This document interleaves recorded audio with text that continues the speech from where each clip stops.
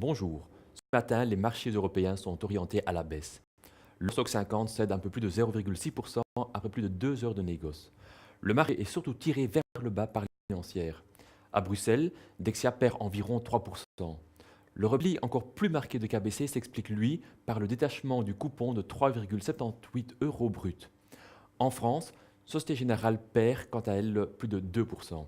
Alors, ce repli généralisé des financières s'explique aujourd'hui par l'annonce du banquier suisse UBS donc, de supprimer 12% de ses effectifs. Alors, une décision qui a été prise après l'annonce d'une perte record de 11 milliards de francs suisses au cours des 3 premiers mois de l'année. L'an dernier, à la même époque, UBS avait encore enregistré un bénéfice de 3 milliards de francs suisses. Alors, en Europe, UBS est de loin la banque la plus touchée par le dossier du subprime. Cette crise lui a déjà coûté la bagatelle de 20 milliards de francs suisses. Alors, c'est avec beaucoup d'intérêt que le marché attend donc les résultats de Commerzbank donc ce mercredi et donc de Munich Re jeudi. Alors, pour le reste, peu de nouvelles de la part des entreprises.